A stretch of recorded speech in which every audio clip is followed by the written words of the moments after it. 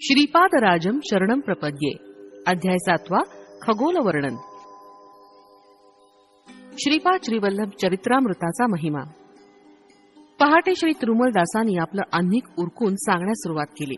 ते म्हणाले, अरे शंकर भट्टा, श्रीपाद वल्लभांचं दिव्य चरित्र अद्भुत, अतर्क्य आणि अपूर्व असं आहे. त्यांचं दिव्य चरित्र लेखन करण्याचं महत् भाग्य तुला लाभलंय. असा हा दिव्य योग श्रींच्या संकल्पानं तुला लाभला आहे. श्रीपादांचं एकाच वेळी अनेक ठिकाणी प्रकट होणं. नरसावधानी मृत्युमुखातून बाहेर पडल्यावर त्यांच्यातील आकर्षण शक्ती क्षीणावली. पूर्वी साधना करीत असताना ज्या मनुष्याचं ते ध्यान करीत तो कितीही दूर असला तरी आकर्षित होऊन त्यांच्या जवळ येत असे, ती शक्ती सुद्धा आता क्षीणावली होती. जे लोक पूर्वी त्यांना घाबरत होते ते त्यांना अजिबात घाबरेनासे झाले. वेळ पडल्यास त्यांचा उपहास करून त्याला दुखवीत असत. त्यांची आर्थिक स्थिती सुद्धा खालावत चालली होती. 2 वेळच्या पोटभर जेवणाची सुद्धा काही वेळा भ्रांत पडत असे. अशा कष्टमय अवस्थेत ते आक्रोश करीत घराबाहेर आले. त्यावेळी महाचार्य बापन्नाचार्युलू त्यांच्या नातवास कडेवर घेऊन आपल्या घराकडे जात होते. राजशर्मांच्या घराकडून वळसा घेतल्यावर जो मार्ग येई तो थेट बापन्नाचार्युलूंच्या घराकडे जात असे. श्रीपाद बालपणी आपल्या घरापेक्षा अधिक वेळ आपल्या आजोबांच्या घरीच राहत. श्री नरसिंह वर्मा आणि श्री व्यंकटप्पा श्रेष्ठी यांच्या घरी सुद्धा स्वेच्छेनं जात. श्रीपादांची बोलावं असं नरसावधानींच्या मनात आलं. त्या गोंडस आणि लढीवाळ अशा दिव्य बालकास एकदा तरी कडेवर घेऊन लाड करावेत असं त्यांना वाटलं. नरसावधानींची दृष्टी श्रीपादावर पडली. श्रीपादांनी नरसावधानींकडे पाहून मंद स्मित केलं. ते स्मितहास्य अत्यंत मोहित करणारं होतं. नरसावधानी भिक्षेसाठी श्रेष्ठींच्या घरी गेले. तिथे श्रीपाद श्रेष्ठींच्या मांडीवर खेळत असलेले दिसले. नरसावधानींकडे पाहून श्रीपाद मिस्किलपणे हसले. नरसावधानी भिक्षा घेऊन ते नरसिंह वर्मांच्या घरी गेले. तिथे त्यांना श्रीपाद नरसिंह वर्मांच्या खांद्यावर खेळत असलेला दिसला. नरसावधानींकडे पाहून श्रीपाद पुन्हा मिस्किलपणे हसले. एकाच वेळी बालक श्रीपाद श्रेष्ठींच्या घरी, वर्मांच्या घरी आणि आजोबा बापन्नाचार्युलूंच्या घरी होते. नरसावधानींना हे स्वप्न एका विष्णुमाया आहे कळतच नव्हतं. गावातील लोक नरसावधानींचा छळ करू लागले. पादग्या क्षेत्रातील स्वयंभू दत्ताची मूर्ती अदृश्य होण्यामागे नरसावधानींचा हात आहे अशी लोक निंदा करू लागले. या लोकनिंदेनं पीडित होऊन नरसावधानी भ्रमिष्ठासारखे घरी परतले. त्यांना अशा स्थितीत पाहून त्यांची पत्नी अत्यंत दुःखी झाली. तिच्या मनातील वेदना प्रकट करण्यासाठी ती देवघरात गेली. तेव्हा तिनं पाहिलेले दृश्य आश्चर्यकारक होते. त्यांच्या देवघरात श्रीपाद बसलेले होते. त्यांना पाहून त्या पती पत्नीला अतिशय आनंद झाला. त्या उभयतांनी श्रीपादांना राजगिऱ्याच्या भाजीचं भोजन करण्याचा आग्रह केला. परंतु श्रीपादांनी जेवण्यास नकार दिला. काल, कर्म आणि कारण या तिन्हींचा एकाच वेळी संयोग झाल्यास असे अलभ्य योग जुळून येतात.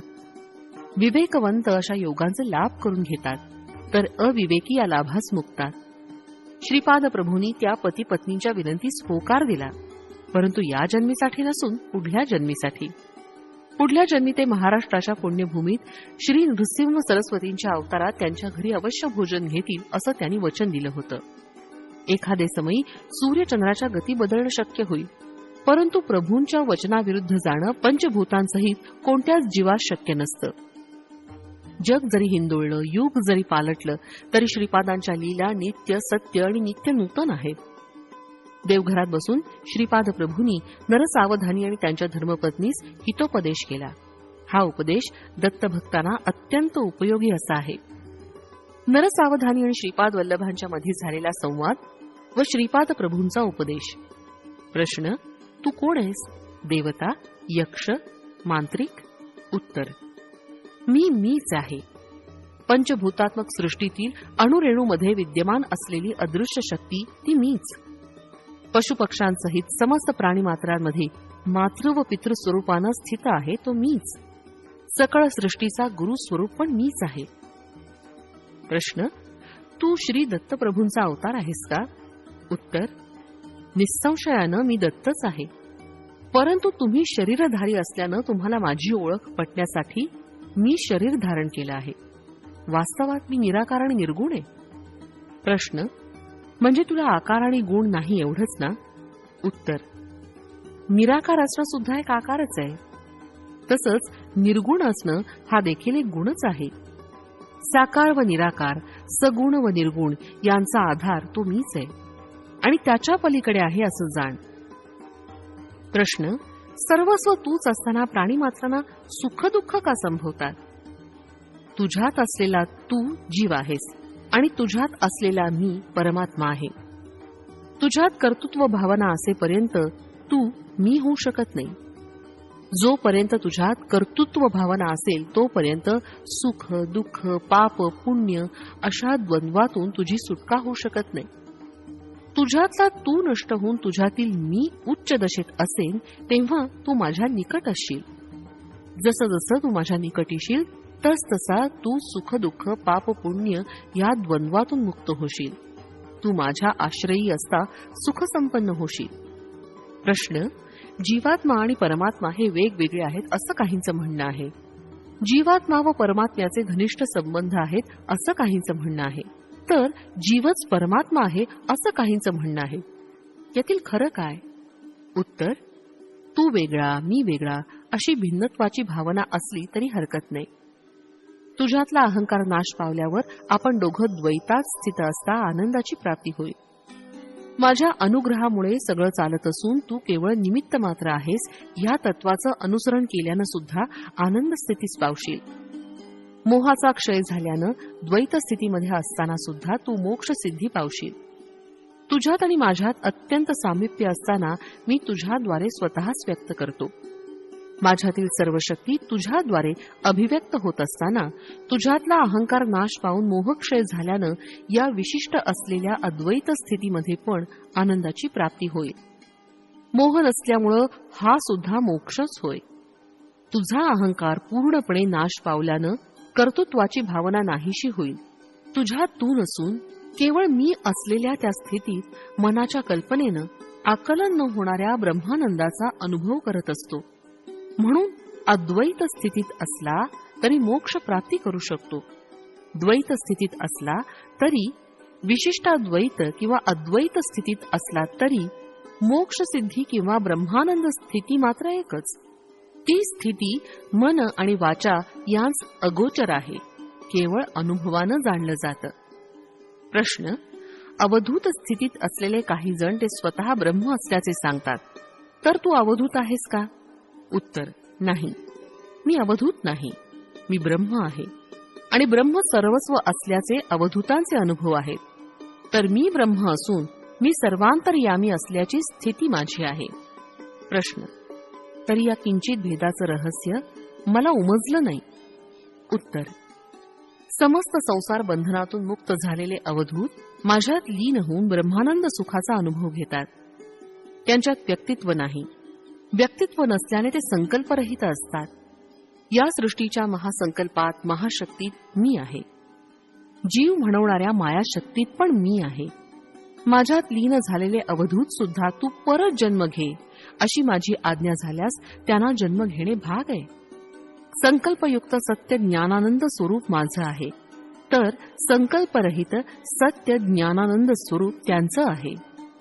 प्रश्न: बीजास भाजल्यानं परत अंकुरित होत नाही, तसंच ब्रह्मज्ञान प्राप्त करून ब्रह्ममय झालेल्यांना परत जन्म घेणं कसं बरं साध्य होईल? उत्तर: भाजलेल्या बीजांचं पुनरंकुरित न होणं हा सृष्टीचा धर्म आहे. भाजलेल्या बीजांना पुनरंकुरित करणं हे सृष्टीकर्त्याचं शक्ती सामर्थ्य आहे. खरं पाहता माझा अवतार या सिद्धांताद्वारे सत्य धर्म निरूपण करण्यापूर्वी झाला आहे. प्रश्न: दत्तप्रभू श्रीपादा विवरण करावं. उत्तर: भूत, भविष्य, वर्तमान हे अवस्थात्रय, तसंच सृष्टी, स्थिती, लय इत्यादी त्रयांचं अतिक्रमण करून वडील अत्री महर्षी प्रसिद्ध झाले. सृष्टीतील कोणत्याही जीवाविषयी किंवा कोणत्याही वस्तूविषयी असूया, द्वेष, लेश मात्र नसल्या कारणानं माता अनसूया विख्यात झाली. ब्रह्मा, विष्णू, रुद्र यास आश्रय आणि अतीत असलेल्या त्या परमज्योती स्वरूपाचं दर्शन प्राप्त करण्यासाठी अत्री महर्षींनी घोर तपश्चर्या केली. त्या परमज्योती स्वरूप परमात्म्यानं आपल्या अमृत दृष्टीनं सृष्टीतील प्रत्येक प्राण्यास आणि वस्तूस अवलोकन करून अनुग्रह करावा या हेतूनं अनसूया मातेनं तपाचरण केलं होतं. कर्मसूत्रांप्रमाणे पाप पुण्यास अनुसरून सुख दुःख प्राप्त होत असल्या कारणानं महापापाचं फळ स्वल्प आणि स्वल्प पुण्याचं फळ अधिक व्हावं या संकल्पानं अनसूया प्रार्थना करत असे. कठीण अशा लोहखंडास जिवंत व खाण्यास योग्य अशा चण्यामध्ये आपल्या तपोबलानं मातेनं रूपांतर केलं. खनिजातील चैतन्य निद्रा अवस्थेत असतं. तरुगुल्मादीमध्ये अर्ध निद्रा अवस्थेत असतं. पशुमध्ये पूर्ण चैतन्याची स्थिती असते. खनिज म्हणून जन्मास येऊन मरण पावणे, नंतर वृक्षेतर जन्म घेऊन, तदनंतर पशुजन्म पाहून शेवटी मनुष्य जन्म घेतलेल्या मानवानं विवेक, ज्ञान व वैराग्यवंत होऊन त्याच्यात सुप्त असलेल्या परमात्म शक्तीस जागृत करून मोक्ष प्राप्त केला पाहिजे. प्रकृतीतील परिणामक्रमाचा धर्म परमात्म्यांच्या अनुग्रहानं बदलू शकतो असं मातेनं सिद्ध केलं. त्रिमूर्तींच्या स्वरूपात असलेलं चैतन्य जागृत अवस्थेत असल्याकारणानं निद्रावस्थेत बदलून त्यांना लहान बालकांचं रूप दिलं. त्रिमूर्तींच्या शक्ती एकवटून अनघादेवी रूप धारण केलं. दत्तात्रेयांचा अवतार घेऊन त्यांनी अनघादेवींचा अर्धांगिनी म्हणून स्वीकार केला. श्रीपाद श्री वल्लभावतारी वामभागी अनघादेवी व दक्षिणभागी दत्तात्रेय असून अर्धनारीश्वर रूपानं प्रभूंचा जन्म झाला. अशा महोत्तर सृष्टीस आपल्या संकल्प मात्रानं सृजन करण्याचं शक्ती सामर्थ्य असलेल्या प्रभूस आवश्यकतेनुसार सृष्टी धर्मामध्ये बदल घडवणं सहज शक्य आहे असं तू जाण. प्रश्न: श्रीपादा, सृष्टी धर्मामध्ये बदल घडवण्याचं सामर्थ्य असलेला तू माझ्या दारिद्र्याचं हरण करू शकत नाहीस का? उत्तर: अवश्य तुझं दारिद्र्य हरण करीन, परंतु तुझ्या पुढच्या जन्मी. थोडं फार दारिद्र्य भोगल्यावर. राजगिऱ्याचा विषय अगदी क्षुल्लक होता, तरी तुला राजगिऱ्यावर इतका मोह होता. आई वडील किंवा आजोबा कोणाकडून याचना केली नव्हती. माझ्यासारख्या बालकाचा आहार असणार तू किती. राजगिऱ्याची इच्छा झाल्याबरोबर तू दिलं असतं तर आजची स्थिती उद्भवली नसती.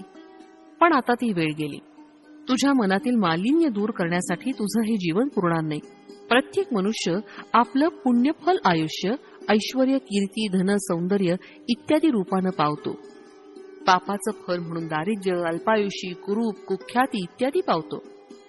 तुझ्या पुण्याचा अधिक भाग काढून तुला आयुष्य दिलं, जेणेकरून तुझं पुण्य खर्च झालं.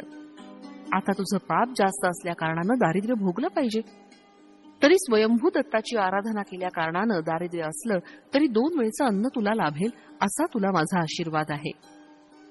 प्रश्न: हे श्रीपादा, वर्णाश्रम धर्माप्रमाणे वर्तन करावं असा शास्त्रांचा निर्धार आहे. तुमच्या आजोबांनी वैश्यांना पण वेदोक्त पद्धतीनं उपनयन करता येईल असा जो निर्णय दिला तो चुकीचा नाही का? उत्तर: सत्य ऋषीश्वरांच्या निर्णयात खोट शोधण्याचा प्रयत्न केल्यामुळे तुझी जिव्हा छाटून टाकली पाहिजे. आजोबा म्हणजे तुला कोण वाटतं?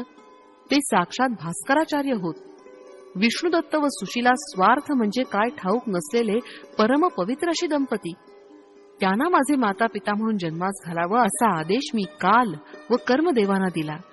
नरसिंह वर्म्यांचे पूर्वज श्री लक्ष्मी नृसिंह स्वामीचे अनन्य भक्त.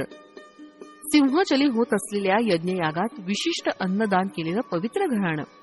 मी पीठिकापुरी जन्म घेण्यापूर्वीपासून एका क्रमपद्धतीनं ही घटना घडवून आणली.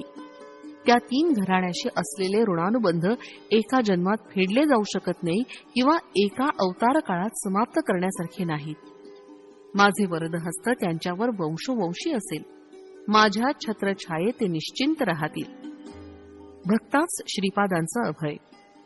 आता माझ्याविषयी बोलायचं असलं तर काहीही किंमत नसलेला राजगिरा तू मला देऊ शकला नाहीस.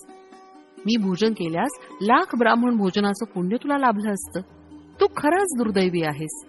धर्म कुठले अधर्म कुठले याविषयी वाद असेल तर शास्त्रांचा आश्रय घेतला पाहिजे. शास्त्राप्रमाणे आचरण करावं किंवा करू नये ह्याविषयी मीमांसा होत असेल तेव्हा निर्मल अंतःकरण असलेल्या सत्पुरुषांचं म्हणणं शास्त्र ठरतं. ते म्हणतील ते वेदवाक्यासमान असून धर्मसंमत असतं. त्यांनी अधर्मानं निर्णय द्यायचा प्रयत्न जरी केला तर धर्मदेवता त्यांना अधर्म मार्गानं परावृत्त करून धर्मसंमत असलेले निर्णय देण्यास बाध्य करते. हिंसा करणं पाप आहे असं शास्त्र सांगतं. पण श्रीकृष्ण परमात्म्याच्या समक्ष झालेलं युद्ध धर्मयुद्ध झालं. कौरव पांडवांचं युद्ध धर्मयुद्ध आणि युद्ध झालेलं स्थल धर्मक्षेत्र म्हणून प्रख्यात झालं. यज्ञ करणं पुण्यफलप्रद आहे, परंतु परमात्म्याचं स्वरूप असलेल्या शिवास आवाहन न करता केलेल्या दक्षाच्या यज्ञाचं शेवटी युद्धात रूपांतर झालं. दक्षाचं शीर आणि धड वेगळं झालं. नंतर त्याला अजाचं शीर लावण्यात आलं. रोग्यास पित्त प्रकोप झाल्यास वैद्य लिंबू, आवळा इत्यादींनी उपचार करतो. शरीराचा जर एखादा भाग नासल्यास तो भाग शस्त्रानं छेदून रोगाचं निदान करतो. मी पण तसाच आहे. माझ्या देवतांचे अंश आहेत, तसंच राक्षसाचे अंश पण आहेत. मी उन्मत्तासारखा, पिशाच्यासारखा, राक्षसासारखा पण व्यवहार करतो. माझ्या अंतर्गत जीवाविषयी अत्यंत करुणा असल्यामुळे तुमचे स्वभाव, तुमचे शुभाशुभ कर्म याच अनुसरून मी वर्तन करत असतो. अनन्य शरणागत झालेल्या माझ्या भक्तांचे हात मी सोडत नाही. दूर देशी असलेल्या माझ्या भक्तास माझ्या क्षेत्री आणतो. ऋषीचं कुळ आणि नदीचं मूळ विचारू नये. आदी पराशक्ती कन्यका परमेश्वरीचं वैश्य कुळात अवतरण झालं नाही का? सिद्ध असलेल्या मुनीत वैश्य मुनी नाहीत का? ब्राह्मण, क्षत्रिय, वैश्यच नव्हे तर शूद्र जरी निष्ठेनं नियम पालन करणारा असेल तर वेदोक्त उपनयनास अधिकारी आहे. उपनयन संस्कारानं तिसरं नेत्र म्हणजे ज्ञान नेत्र उघडलं पाहिजे. अंतःकरण शुद्ध होऊन ब्रह्मज्ञानात मन मग्न झालं पाहिजे. तुझं मन शाक ज्ञानाविषयी संपूर्णपणे मग्न झालं आहे. ब्रह्म ही काय बाजारात विकत मिळणारी वस्तू आहे? या जन्मी ब्राह्मण म्हणून जन्माला आलेला पुढच्या जन्मी चांडाळ जन्म पाहू शकतो. तसंच या जन्मी चांडाळ म्हणून जन्माला आलेला पुढच्या जन्मी ब्राह्मण म्हणून जन्मास येऊ शकतो.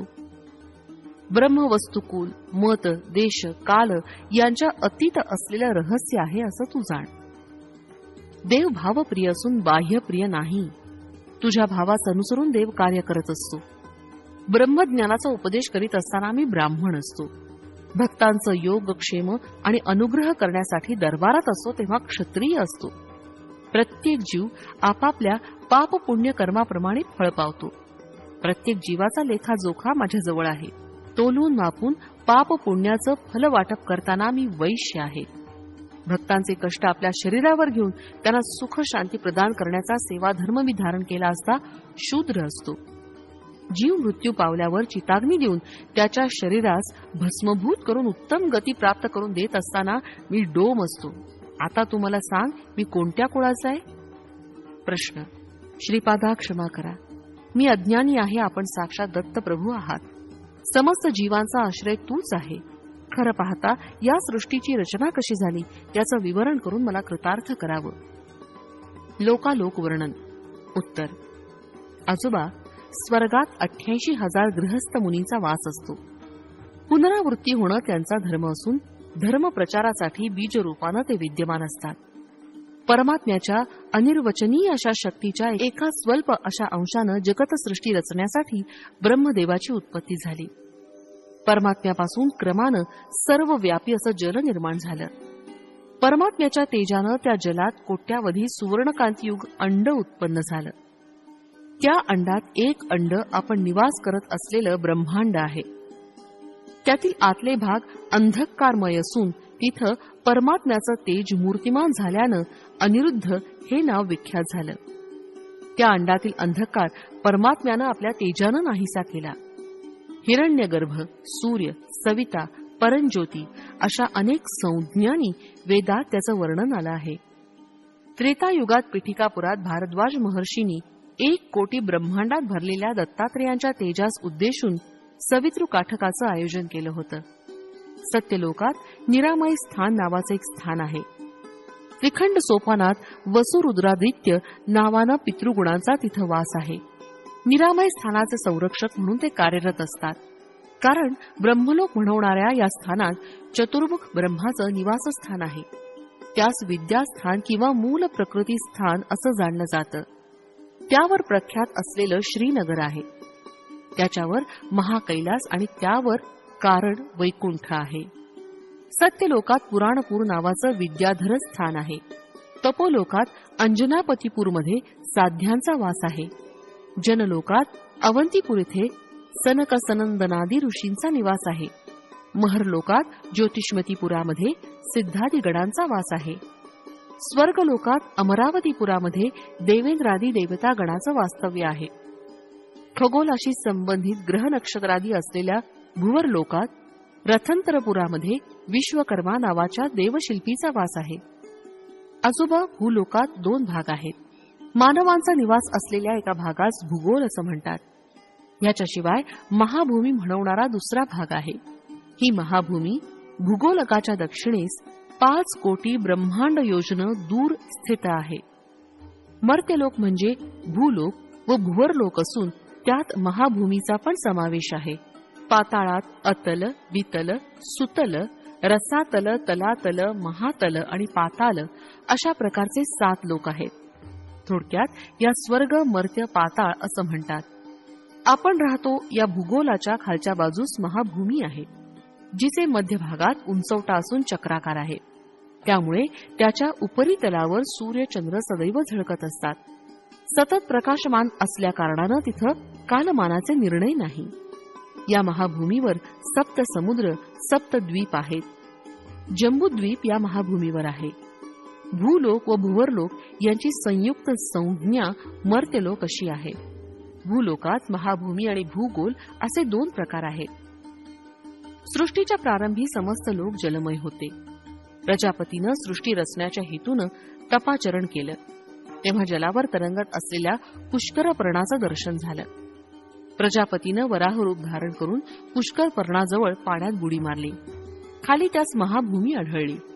तिथून थोडी ओली माती काढून आपल्या धारदार सुळ्यानं त्या मृत्तिकेचे 2 भाग पाडले. एक भाग पाण्यावर आणून पुष्कर पर्णावर ठेवल्यानं पृथ्वी झाली. आजोबा, याला भूगोल असं म्हणतात. महाभूमीपासून भूगोलाचं अंतर 5 कोटी ब्रह्मांड योजना आहे. महाभूमीचा विस्तार 50 कोटी योजने आहे. जम्बूद्वीप नावाचं द्वीप या महाभूमीवर आहे. त्याच्यात नवखंड आहेत. देवखंडी देवता व गभस्त्यखंडी भूतांचा निवास आहे.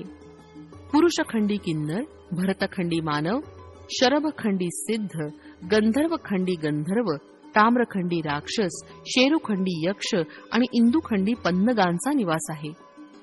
महाभूमीवर असलेल्या जम्बूद्वीपाच्या दक्षिणेस असलेलं भरतखंडी, भरतपुरी, वैवस्वत मनु, भूऋषी व मानवासमवेत राज्य करीत आहेत. महाभूमीवर जम्बूद्वीप असल्याप्रमाणे भूगोलावर सुद्धा जम्बूद्वीप आहे. माझा श्रीपाद श्री वल्लभावतार पीठिकापुरी होण्या अगोदर 100 वर्षापूर्वी या महाभूमीत माझं आगमन झालं. महाभूमीवर असलेल्या जम्बूद्वीपाचा विस्तार 1,00,000 योजना आहे. जम्बूद्वीपावर केवळ भरतखंडी वैवस्वत मनु आहेत.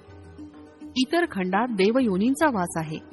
कोवळ्या उन्हासारखा प्रकाश असून तिथं दिवस किंवा रात्र यांचे भेद नाहीत. लवण समुद्राचे 1,00,000 योजने, लक्षद्वीपाचे 2,00,000 योजने, इक्षुर समुद्राचे 2,00,000 योजने, कुशद्वीपाचे 4,00,000 योजने, सुरा समुद्राचे 4,00,000 योजने, क्रौंच द्वीपाचे 8,00,000 योजने, सर्पी समुद्राचे 8,00,000 योजने, शाकद्वीपाचे 16,00,000 योजने, दधी समुद्राचे 16,00,000 योजने, शल्मली द्वीपाचे 32,00,000 योजने, क्षीर समुद्राचे 32,00,000 योजने, पुष्कर द्वीपाचे 64,00,000 योजने, शुद्ध जल समुद्राचे 64,00,000 योजने, चलाचल पर्वताचे 128,00,000 योजने, चक्रावळी पर्वताचे 256,00,000 योजने, लोकालोक पर्वताचे 512,00,000 योजने, तपोभूमीचे 1250,00,000 योजने असा विस्तीर्ण आहे. लोकालोक पर्वताच्या पलीकडे सूर्यरश्मी जाऊ शकत नाही, म्हणून लोकालोक पर्वत आणि अंडात यामध्ये अंधकार पसरलेला असतो. अंडांताचे विस्तार कोटी योजने आहेत. वराहावतार किंवा नृसिंह अवतार भूमीस व्याप्त करणारे असे अवतार नाहीत. वराह म्हणजे सुकर नसून एक सुळा असलेला खड्गमृग आहे. द्वीप, द्वीपाधिपती, द्वीपाधिदेवतांचं वर्णन. महाभूमीत असलेल्या जम्बूद्वीपास स्वयंभू मनूनं चक्रवर्ती म्हणून प्रथम पालन केलं. त्याचे 7 पुत्र 7 द्वीपांचे अधिपती झाले. लक्षद्वीपाचे मेधातिथी, शल्मल द्वीपाचे वपुष्मंत, कुशद्वीपाचे ज्योतिष्मंत, क्रौंच द्वीपाचे द्युतिमंत, शाकद्वीपाचे हव्य, पुष्कर द्वीपाचे सवन हे पहिले चक्रवर्ती होत. लक्षद्वीपातील चातुर्वर्ण आर्यक, कुरर, विंदक, भाविन या नावानं प्रसिद्ध आहे. चंद्राकृतीत असलेले विष्णू त्यांचे आराध्य दैवत आहेत. शल्मलद्वीपी कपिल, चारणक, पीत व कृष्ण असे 4 वर्ण आहेत. त्यांचे आराध्य दैव विष्णू आहे. कुशद्वीपात दमी, शुष्मिण, स्नेह व मंदेह असे 4 वर्ण आहेत. त्यांचे आराध्य देव ब्रह्मा आहेत. क्रौंच द्वीपात पुष्कर, पुष्कल, धन्य व पिष्य असे 4 वर्ण असून त्यांचे आराध्य दैवत रुद्र आहे. शाक द्वीपात मंग, मागध, मानस व मंद असे वर्ण असून सूर्य भगवानाची ते उपासना करीत. पुष्कर द्वीपात मात्र चातुर्वर्ण नाही. सगळे देवतांच्या सारखे रोग आणि शोकमुक्त असून आनंदानं कालक्रमण करतात. त्यांचे आराध्य दैवत ब्रह्मा आहे. आपल्या भूलोकात जंबूद्वीपामध्ये भरतवर्ष, किमपुरुष वर्ष, हरिवर्ष, केतुमाल्य वर्ष, ईलावृत्त वर्ष, भद्राश्व वर्ष, रम्यक वर्ष, हिरण्यक वर्ष, कुरुवर्ष या नावांचे भाग आहेत. महाभूमी गोलाकार असून मध्यभागी कासवाच्या पाठीप्रमाणे उंच आहे. ह्या उंचवट्यास भूमंडळ असं म्हणतात. भूगोल मात्र लिंबासारखे असते. महाभूमी मेरू रेखेस वळसा घेऊन ब्रह्मांडाच्या टोकापर्यंत व्यापून आहे. भूगोल मात्र ज्योतिष चक्राच्या समांतरावर मध्यभागी स्थित आहे. महाभूमीच्या मध्यभागी असलेले मेरू रेखेच्या भोवती जंबूद्वीप आहे. त्याच्या भोवती 7 समुद्र द्वीपादी आहेत. भूगोलाच्या उत्तरार्धास देवभाग व दक्षिणार्धास असुर भाग असं म्हणतात. महाभूमीच्या मध्यभागी मेरू दैदिप्यमान असून जीवांस पालन करणाऱ्या मनुचं निवासस्थान आहे. भूगोल जीवांचं निवासस्थान आहे. महाभूमीच्या भोवती असलेलं चक्रवाळ पर्वत शिखरी ज्योतिष चक्र स्थित आहे. भूगोल मात्र यापेक्षा भिन्न आहे. 7 कक्षांनी आवृत्त असलेलं ज्योतिष चक्र भूगोलाची रोज एक प्रदक्षिणा करत आहे. महाभूमीत शीतोष्ण वातादी कमी असून सदैव प्रकाशमान असल्या कारणानं नित्य दिवस असल्याने काळाचे व्यत्यास नाही. भूगोला त्याच्या विपरीत आहे. महाभूमी केवळ पुण्यफल अनुभवण्यास प्राप्त करण्यास योग्य आहे. स्थूल शरीरानं अप्राप्य आहे. भूगोल पुण्य मिळवण्यासाठी असलेली कर्मभूमी असून स्थूल शरीरधारी राहण्याची भूमी होय. महाभूमीवर मनुप्रलयाशिवाय दुसरे प्रलय उद्भवत नाहीत. भूलोकात युगप्रलय, महायुगप्रलय, मनुप्रलय इत्यादी घडतात. महाभूमीस धात्री, विधात्री अशी नावं आहेत. भूगोलास मही, उर्वी, क्षिती, पृथ्वी, भूमी अशी नावं आहेत. आजोबा पाताळ लोकाविषयी सांगतो, ऐका. अतल इथे पिशाचगण, वितल लोकात गुह्यक, सुतल लोकात राक्षस, रसातलात भूत, तलातलात यक्ष, महातलात पितर व पाताळात पन्नगांचा वास आहे. लोकातील निवासी, लोकाधिपती व खंडांचं विवरण. वितल लोकाचा व नवनिधींचा अधिपती कुबेर आहे. हा ब्रह्मांडाचा कोशाधिपती असून उत्तर दिशेस अलकापुरी इथं याचा वास आहे. वितल लोकाच्या मेरूच्या पश्चिमेस योगिनीपुरात मय राहतो. हा राक्षसांचा शिल्पी असून त्यानं त्रिपुरासुरास आकाशास उंच विहार करण्यास योग्य असं त्रिपुर निर्माण करून दिलं. सुतलातील वैवस्वतपुरात यमाचं अधिपत्य आहे. हा दक्षिण दिशेचा अधिपती आहे. या नगरीत प्रवेश करण्यापूर्वी अग्निहोत्रा नदी आहे. या नदीस वैतरणी असं म्हणतात. पुण्यवंतांस ही नदी सुलभ रीतीनं ओलांडता येते तर पापात्म्यास अति कष्टदायक ठरते. रसतलात पुण्यनगर इथे निवृत्ती नावाचा दैत्य राज्य करतो. हा नैऋत्य दिशेचा अधिपती आहे. तलातल लोकात धनिष्ठापुरात पिशाचगणाबरोबर वेताळाचं राज्य आहे. महातलात कैलासपुरी सर्वभूत गणासहित कात्यायनीपती ईशान आहे. तो ईशान्य दिशेचा अधिपती होय. पाताळात वैकुंठ नगर आहे. त्यात श्रीमन्नारायण पाताळात असलेल्या असुरांसहित वासुकी इत्यादी सर्पश्रेष्ठांबरोबर शेषशायी होऊन विराजमान आहेत. ह्याच श्वेतद्वीपात असलेले कार्य वैकुंठ असं म्हणतात. पाताळ लोकात त्रिखंड सोपान आहे. प्रथम खंडात अनंग जीवांचा निवास आहे. द्वितीय खंडात प्रेतगणांचा वास आहे. तृतीय खंडात यातनामय शरीर प्राप्त झालेले जीव दुःखानं आक्रोश करत असतात. महाभूमीमध्ये 7 समुद्र, 7 द्वीप आहेत. याच्या मध्यभागी जंबूद्वीप आहे. जंबूद्वीपाचं नवखंडामध्ये विभाजन झालं असून दक्षिणेस असलेल्या खंडास भरतखंड असं म्हणतात. भरतखंडात भरतपूर येथे स्वयंभू मनू राहत असे. अनेक पुण्यजीव, ऋषी इत्यादी स्वयंभू मनूच्या राज्यात वास करीत. ते लोकांचे तसेच धर्माचे पालन करीत. महाभूमीवर सप्तद्वीपाभोवती चराचर, चक्रवाळ, लोकालोक असे पर्वत स्वर्गलोकापर्यंत व्यापून आहेत. हे कांती किरणांच आपल्यामधून कधीच प्रसारित होऊ देत नाहीत. महाभूमीच्या खाली 7 अधोलोक आहेत. ह्या सप्त पाताळाचं म्हणतात. अतल लोकात पिशाच्यांचा निवास आहे. वितल लोकात अलकापुरीत कुबेर असतो व योगिनीपुरात राक्षसांसमवेत मय असतो. सुतल लोकात राजा बळी आपल्या परिवारासह असतो. वैवस्वतपूर यमाचं निवासस्थान असून तेथील नरकात पापी जीव यातना भोगतात. रसातल लोकात पुण्यपूर येथे निर्वृत्तीभूत गणासहित निवास करतो. तलातल लोकात धनिष्ठापुरात वेताळ राहतो व कैलासपुरी रुद्र. महातलात पितृदेवांचा वास आहे. पाताळात श्वैतद्वीप वैकुंठ आहे. यात नारायणाचे निवास आहे. मेरूस लागून अधोभागी अनंगजीव प्रेतगण व यातनादेह असतात. निरालंब सुच्चग्र स्थानात महापातकी असत. भोजनांती रौरवे अपुण्य निलये पद्मार्बुद निवासिनाम आर्थिनाम उदकम दत्तमक्षयमुपतिष्ठती म्हणून उत्तरापोषणात उदक यांस प्रदान करीत असतो. लोकांचं नाव त्याचे विस्तीर्ण विवरण. भूलोकात असलेले भूगोल व महाभूमी भिन्न आहेत हे स्पष्टपणे समजून घे. भूगोल बिंदूच्या वर ऊर्ध्व ध्रुव स्थानापर्यंतच्या प्रदेशास मेरू रेखेस प्रकाशमान करणारे सूर्यलोक होय. हे सूर्यदेवतेचे लोक असून सूर्यग्रह मंडल नव्हे. याचप्रमाणे चंद्रलोक, अंगारकलोक, बुधलोक, गुरुलोक, शुक्रलोक, शनैश्चरलोक, राष्ट्रादी देवतालोक, नक्षत्रादेवतालोक, सप्तर्षिलोक, ऊर्ध्व ध्रुव लोक असे आहेत. याशिवाय आणखी अवांतर लोक सुद्धा आहेत. भूमध्य बिंदूपासून सूर्यलोक लक्ष ब्रह्मांड योजन आहे. हे सूर्यग्रहाचे अधिपती असलेले सूर्य देवतेचे स्थान आहे.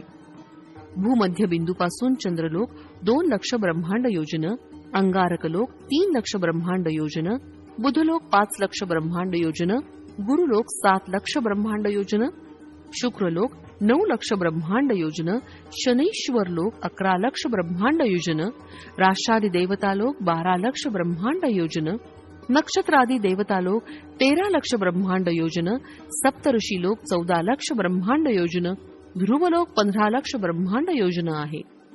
याप्रमाणे भूमध्य बिंदूपासून विविध अंतरावर स्वर्गलोक, महरलोक, जनलोक, तपोलोक, सत्यलोक आहेत. भूमध्य बिंदूपासून ब्रह्मांडास भोवती भिंतीसारखं म्हणजे अंडांतापर्यंत 24,50,00,000 ब्रह्मांड योजनांचं अंतर आहे. भूमध्य बिंदूपासून अंडांताच्या बाहेरपर्यंत 25,50,00,000 ब्रह्मांड योजनांचं अंतर आहे. भूलोक, भुवरलोक आणि स्वरलोक प्रत्येकाळी नाश पावतात. स्वरलोकावरील महरलोक थोडंफार नाश पावून थोडं स्थिर राहतात. त्यावर असलेले जन, तप व सत्यलोक ब्रह्माच्या आयुष्याच्या अंती नाश पावतात. स्वर्ग म्हणजे स्वरलोक, महरलोक, जनलोक, तपोलोक, सत्यलोक व अंडांतापर्यंतचा प्रदेश. दत्त म्हणजे कोण? आजोबा, दत्त तत्व तुला अनुभवायचं असेल तर लक्ष वेळा जन्म घेतले पाहिजेत. कोट्यानुकोटी ब्रह्मांडास व्याप्त करून त्याचं अतिक्रमण करून असलेलं एकमेव तेजो महाराशी म्हणजे दत्त असं समज. ते दत्त प्रभूच तुझ्या समोर असलेले श्रीपाद श्री वल्लभ आहेत असं जाण. श्री चरणांनी केलेला हितोपदेश ऐकून नरसावधानी आणि त्यांची पत्नी चकित झाले. 1 वर्षाच्या बालकानं साधिकारानं एवढे महत्वपूर्ण व गहन असे विषय सांगणं आणि स्वतः दत्त असल्याचे निरूपण ऐकल्यावर नरसावधानी आणि त्यांच्या पत्नीस राहावलं नाही. ते ढसढसा रडू लागले. त्या दिव्य शिशूचे श्रीचरण स्पर्श करावे अशी इच्छा व्यक्त केली. त्यास श्रीपादांनी नकार दिला. नरसावधानी आणि त्यांची पत्नी जागच्या जागी खिळून राहिले. श्रीपाद पुढे म्हणाले, मी दत्त आहे. कोट्यानुकोटी ब्रह्मांडात व्याप्त असलेलं एकमेव तत्व मीच आहे. दिग हेच वस्त्र म्हणून दिगंबर आहे. जे कोणी त्रिकरण शुद्धीनं दत्त दिगंबरा, श्रीपाद श्रीवल्लभ दिगंबरा, नरसिंह सरस्वती दिगंबरा म्हणून भजन कीर्तन करतात तिथं मी सूक्ष्म रूपानं सदैव असतो. माझे मातामह असलेले श्री बापनार्य परप्रांतातून पादगया क्षेत्री श्राद्धादी कर्म करण्यास असलेल्या लोकांस सेवाभावानं भोजन व राहण्याची सोय करीत असताना काही लोकांना आक्षेप घेतला, कोठे आहे तुमचे स्वयंभू दत्त? अदृश्य झाले ना? तेव्हा श्रीपाद म्हणाले, तो दत्त मीच आहे. मी जन्म घेतलेल्या पवित्र ग्रहात राहण्यास आलेले नक्कीच पवित्र होतील. पितृदेवतांस अवश्य पुण्य लोकांची प्राप्ती होईल. जीवित असलेले जीवांचे तसंच मरण पावलेल्या जीवांचे योगक्षेम वहन करणारा प्रभू मीच आहे. मला जन्म मरण दोन्ही समान आहे. तरी तू स्वयंभू दत्ताची आराधना केल्याचं फळ हेच का, अशी व्यथा तुझ्या मनात आहे. तुझ्यावर आलेले आळ नाहीसे करण्यास स्वयंभू दत्ताचं दर्शन शीघ्र होईल आणि मूर्तीची प्रतिष्ठापना होईल. तुला मी आयुष्य दिलं, दत्त ध्यानी असू दे. पुढच्या जन्मी तुला अनुग्रह होईल असं आश्वासन देतो. या जन्मी माझ्या पादुका स्पर्श करण्याचं महापुण्य तुला नाही. कोट्यानुकोटी ब्रह्मांडाचं सृजन, रक्षण व लय करणारा एकैक प्रभू असा मी माझ्या वरद हस्तानी तुला आशीर्वाद देतो. महाभयंकर अशा ध्वनीनी श्रीचरणांचे शरीरातील अणुपरमाणू विघटित होऊन श्रीपाद अदृश्य झाले. बाबा रे शंकर भट्टा, श्रीपादांनी